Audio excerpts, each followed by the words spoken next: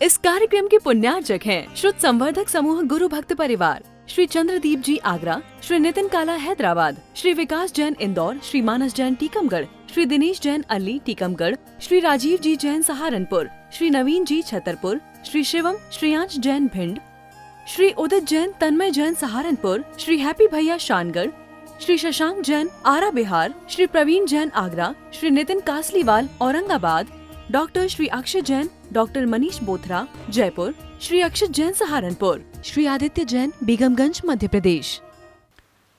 मैं तुम्हें नष्ट कर दूंगा, यानी गंगवाल जी कोई मुनिराज कहें तुमने मेरी भक्ति नहीं की तो मैं तुम्हें श्राप दे दूंगा, तुम यहीं भस्म हो जाओगे।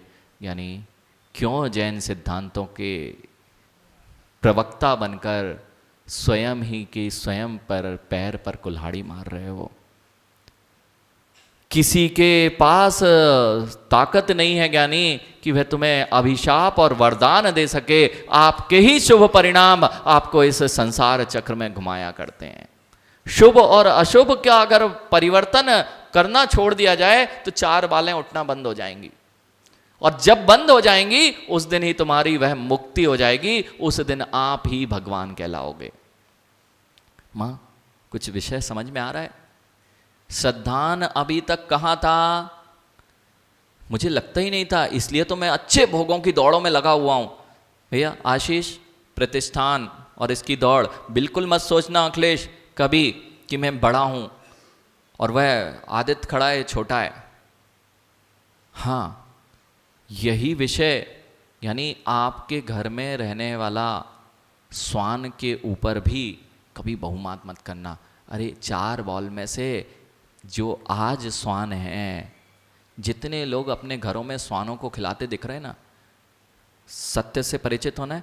जितने लोग श्वानों को खिलाते मिल रहे हैं, अपने बेटे को तो खिलाते नहीं, अपने बेटों को तो खिलाते नहीं जितना प्यार से श्वान को रखते हैं। एक अनुपम सागर जी ने बड़ा सुंदर भजन लिखा था, आप लोगों ने नहीं सुना होगा। ये कर्म निराले हैं, ये कर्म निराले। सेठ जी के बालक को, सेठ के पुत्र को है नौकर खिलाते, सेठ के नौकर को, सेठ के बालकों को है नौकर खिलाते, और सेठ जी अपने श्वान को हाथों से खिलाते। क्यों खिलाते ये भी विचार कर लो। यानी सेठों के बालक किसके हाथों में पल रहे हैं, और जो श्वान है उसके लिए सेठ जी बैठ के हाथ से भोजन करा रहे हैं। ये कर्म निराले हैं, ये कर्म निराले हैं भैया। किसको तुम खिला रहे हो? अपने पूर्व भाव के संबंधी जो थे, विश्वान बन के तुम्हारे घर में आए हैं, उनके लिए तुम्हारा प्रीति उमड़ रही है, उसको बैठ के खिला रहे हो। ये कर्मों की दशा है। एक कथा जो आप कथाओं के रूप में सुनते हो, लेकिन रोज कथाएं आपके घरों में देख लो, प्रीति उससे है। वह श्वान बन के तुम्हारी BMW में घूमते हैं, तुम्हारे मर्सिडीज में घूमते हैं, बड़ी बड़ी ऑडी में घूमते हैं, और लोगों को, अपने बालक को यदि घर से बाहर निकाल दिया जाता है। यानी आगे की सीट क्या, जितने की तुम्हारे क्रीम पाउडर नहीं आते ना, ज्ञानी जितना महंगा तुम्हारा भोजन नहीं आता ना, वे कमा के तो यही रख गए थे ना,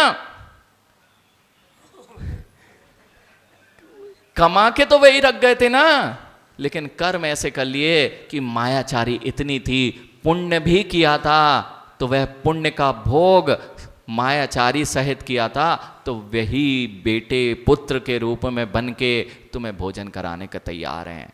भैया बेही कमा गए थे, भोग कौन करेगा? आप लोग भी कमा कमा के 4-4, 7-7 पीढ़ियों को रख जा रहे ना, और अभी देते नहीं हो तो भोग करने कौन आएगा? 4 बॉल ध्यान रखो, 4 वर्ण की बॉलें याद रखो। जिसका जहां प्रीति होती है उसका जन्म वहीं होता है। जिसकी जहां प्रीति, वो मुनिराज को नहीं छोड़ा कर्म ने, मां आदिनाथ भगवान को नहीं छोड़ा कर्मों ने, उसी भव का उसी भव में दिखाई दे गया। एक मुनिराज के परिणाम, मात्र परिणाम खरबूजे की खुशबू में चले गए थे।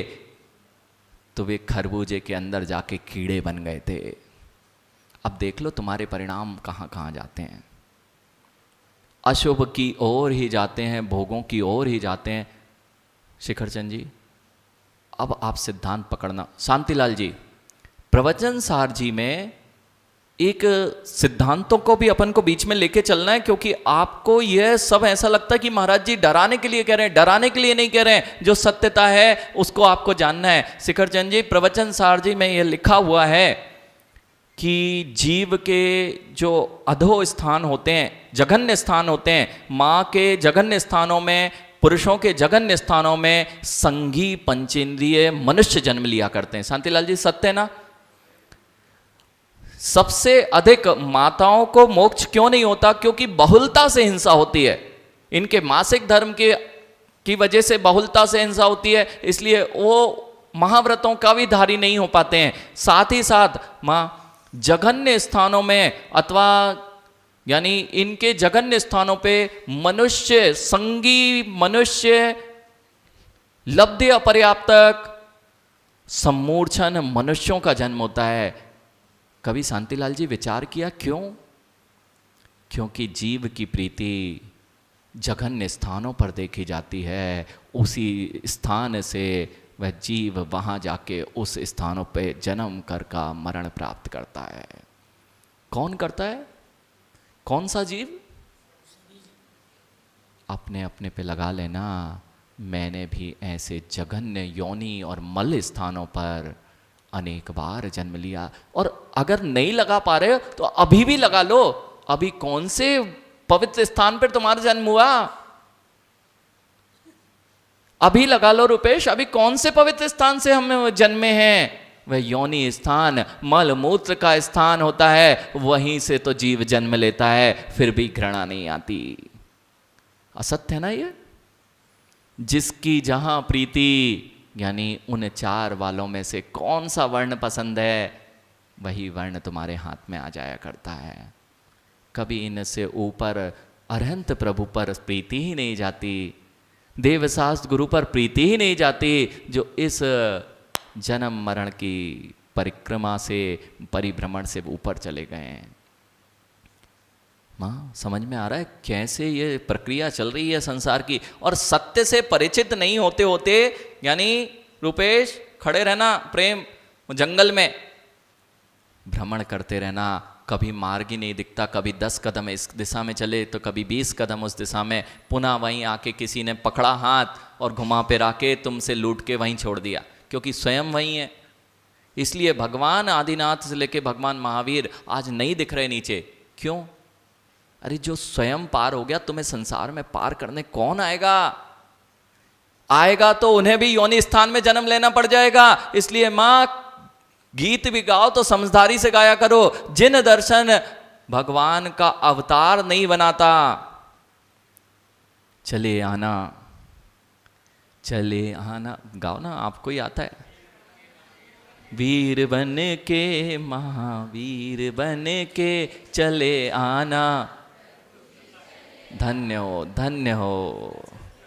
जैन शासन में भी आके तुम बेचारे महावीर भगवान को तुम अपने जैसे गर्भ में लाके और पुनः उन्हीं स्थानों पर घुमाना चाहते हो। किसी भगवान का जन्म नहीं होता। अरे फिर आप कहोगे आदिनाथ भगवान का जन्म कल्याणक मनाते हैं, महावीर भगवान का जन्म कल्याणक मनाते हैं। अरे वे जन्म कल्याणक इसलिए मनाते हैं क्योंकि जो जन्म लिया है वह अंतिम जन्म है, और उसके बाद तपस्या करके जो भगवान बन जाता है, अब वह पुनः पुनः लौट के पृथ्वी पर नहीं आता है। इसलिए मां, चले आना वीर बन के, महावीर बन के, वे आएंगे ना। इसलिए आज तक कोई हाथ पकड़ के तुम्हें जंगल से निकालने वाला नहीं मिला। प्रेम, हाथ पकड़ के कोई जंगल से तुम्हें निकाल देगा, और निकाल रहा है भगवान बन के। मैं भगवान हूं ऐसा बन के अगर कहे कि मैं तुम्हें जंगल से पार कर दूंगा, बातों में मत आओ ज्ञानी। नशे में हो, वो चक्कर लगाएगा, वहीं घर पे छोड़ जाएगा, ये ले बेटा तेरा घर निकाल, पूरा खाली कर जाएगा। और कहाँ मिलोगे? वहीं। नशा छोड़ दो और ये समझ लो माँ, कोई भगवान कितना ही दुखी हो जाओ, पृथ्वी पलटती हो तो आज पलट जाए, यानी इसलिए तो तुम डरते हो कि वे आएंगे हमारी रक्षा करने। माँ, रक्षा करने कौन आया था? धरणेन पद्मावती आए थे ना। तो धरणेन पद्मावती की पूजन करने से पार्श्वनाथ भगवान की रक्षा करने आए थे ना। अरे भगवान माला फेर रहे होंगे, आओ ओम ह्रीम धरणेन्द्राय नमः, ओम ह्रीम पद्मावती देवी नमः, वे रक्षा करने आ गए ना। तो क्यों आए थे रक्षा करने? यानी एक जीव का उपकार किया था और उपकारी का उपकार चुकाने के लिए वह आ गए थे, ना कि उनको जाप देते देते वे नीचे आए थे। वे भगवान नहीं है, वे नीचे आ सकते हैं, वो आए थे। वे देव हैं, देव गति के देव हैं, 4 बालों में से ही एक हैं। ऐसा तुम भी बन चुके हो, उनको पूजते हो और उनको बुलाते हो। वे नहीं आते ऐसे। आपके घर के संबंधी को बुलाना, यानी दादाजी को बुलाना, तुमसे प्रीति बे वहां आनंद से लोटपोट हो रहे हैं, अगर वहां है और अगर नीचे हैं। देखो सत्य बुरा नहीं मानना, सबके आगे स्वर्गवासी लिखा जाता शिखरचंद जी, लेकिन जीव के पुराना इतिहास उठा के देख लेना चाहिए। भवनलाल जी, हाँ, लोग बोलते रहे कि स्वर्गवासी हैं और जीव के माया मान कषाय परिग्रह, बेचारा तो नरकों के दुखों को सहन कर रहा है, तुम लिखे बैठे हो स्वर्गवासी। यानी किसी दूसरे की कथा नहीं मनीष, काम ऐसे करके जाना कि जो लिखा है वहीं पे मिलो, और कहीं और पहुंच गए ना तो कहोगे देखो शिखरचंद जी सत्य की नहीं। मां, समझ में आ रहा है कि नहीं? क्या समझ में आ रहा है? वीर बन के कौन कहता है भगवान आते नहीं? बोलो बोलो, अरे बोलो ना रुपेश, कौन कहता है भगवान? इसलिए तो तुम आते हो महावीर भगवान के पास और ये कह रहे हैं हम आएंगे ही नहीं। अब आओ, तुम कितना ही कष्ट में हो, महावीर भगवान ही ये कह रहे हैं हम आएंगे ही नहीं।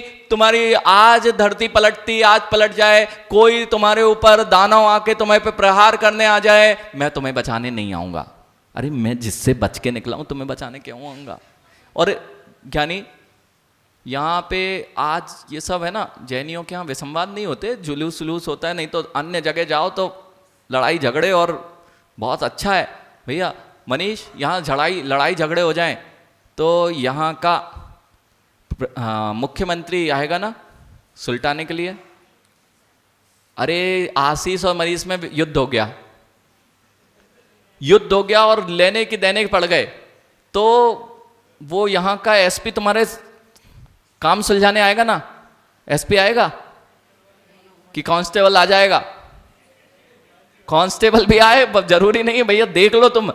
और यानी फिर तो प्रधानमंत्री आएगा ना, वो फ्री बैठा है कि अरे ये इतना युद्ध कर लिया है, प्रधानमंत्री आके तुम्हारा झंझटों को निपटाएगा, कितना ही कुछ कर लो। तो राष्ट्रपति आएगा ना, तो अमेरिका का भी आएगा ना। जब बे नहीं आ रहे सो तुम्हारे भगवान इतने फ्री बैठे हैं क्या? तुम्हारे छोटे छोटे विवादों को पूरा करने आएंगे। कौन कहता है भगवान?